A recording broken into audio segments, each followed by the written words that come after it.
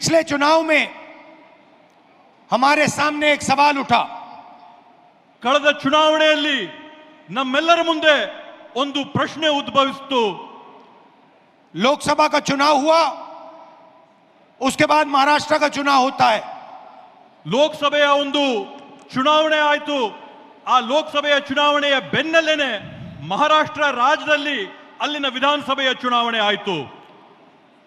लोकसभा में हमारा गठबंधन महाराष्ट्र के चुनाव को जीतता है। ಮಹಾರಾಷ್ಟ್ರದ ಲೋಕಸಭೆಯ ಚುನಾವಣೆಯಲ್ಲಿ ನಮ್ಮ ಇಂಡಿಯಾ ಮೈತ್ರಿಕೂಟ ಅಲ್ಲಿರ್ತಕ್ಕಂಥ ಚುನಾವಣೆಯಲ್ಲಿ ಜಯನ ಸಾಧಿಸುತ್ತೆ। और फिर 4 महीने बाद बीजेपी महाराष्ट्र में विधानसभा जीतती है। ಅದಾದ ನಂತರ ಕೇವಲ 4 ತಿಂಗಳೊಳಗೆ ಬಿಜೆಪಿಯಲ್ಲಿ ವಿಧಾನಸಭೆಯ ಚುನಾವಣೆಯಲ್ಲಿ ಗೆಲುವನ್ನ ಸಾಧಿಸುತ್ತೆ। आश्चर्यजनक नतीजा था। ಇವತ್ತು ಅದರ ಪರಿಣಾಮ ಏನಾಗಿದೆ? हमने पता लगाया तो पता लगा कि 1 करोड़ नए वोटरों ने वोट किया विधानसभा में।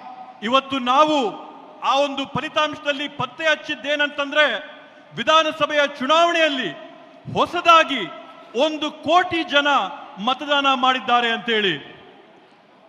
1 करोड़ नए लोग जिन्होंने लोकसभा में अपना वोट नहीं डाला था, जादू से ये विधानसभा में वोट डालने निकल आए। 1 ಕೋಟಿ ಜನ ಲೋಕಸಭೆಯ ಚುನಾವಣೆಯಲ್ಲಿ ಯಾರು ಮತ ಹಾಕಿರಲಿಲ್ವೋ ಆ ಜನ 1 ಕೋಟಿ ಜನ ಹೊಸದಾಗಿ ಮಹಾರಾಷ್ಟ್ರದಲ್ಲಿ ನಡೆದಂತ ವಿಧಾನ ಪರಿಷತ್ತಿನ ಚುನಾವಣೆಯಲ್ಲಿ मतदान ಮಾಡಿರತಕ್ಕಂತದ್ದನ್ನ ನಾವು ಗಮನಿಸಿದ್ದೇವೆ। और जहां भी ये नए वोटर आए वहां पर बीजेपी चुनाव जीती। ಅದರ ನೇರವಾದಂತ ಪ್ರತಿಫಲ ಏನಾಗುತ್ತಂತಂದ್ರೆ ಆ ಚುನಾವಣೆಯಲ್ಲಿ ಬಿಜೆಪಿ ಪಕ್ಷ ಜಯನ ಸಾಧಿಸುತ್ತೆ। हमारे गठबंधन के वोट कम नहीं हुए। ನಮ್ಮ ಒಂದು ಮೈತ್ರಿಯ ಫಲಿತಾಂಶದಲ್ಲಿ ನಮ್ಮ ಮತಗಳ ಸಂಖ್ಯೆಯಲ್ಲಿ ಯಾವುದೇ ಒಂದು ಚೂರು ಕೂಡ ಕಡಿಮೆ ಆಗಿಲ್ಲ। जितने हमें लोकसभा में मिले उतने ही हमें विधानसभा में मिले। ನಮಗೆ ಲೋಕಸಭೆಯ ಚುನಾವಣೆಯಲ್ಲಿ ಎಷ್ಟು ಮತಗಳು ನಮ್ಗೆ ಸಿಕ್ಕಿತ್ತೋ ವಿಧಾನಸಭೆಯ ಚುನಾವಣೆಯಲ್ಲಿ ಕೂಡ ನಮ್ಗೆ ಅಷ್ಟೇ ಮತ ಸಿಕ್ತು। और सारे के सारे जो वोटर बढ़ाए गए वो बीजेपी के खाते में गए।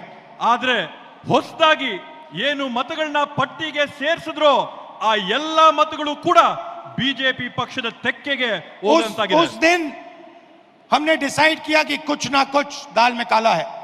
ಆವತ್ತು ನಾವು ತೀರ್ಮಾನ ಮಾಡಿದ್ವಿ ಈ ಒಂದು ಚುನಾವಣೆಯ ಪ್ರಕ್ರಿಯೆಯಲ್ಲಿ ಏನೋ ಒಂದು ಸಂದೇಹಾಸ್ಪದವಾದಂತ ವಿಷಯ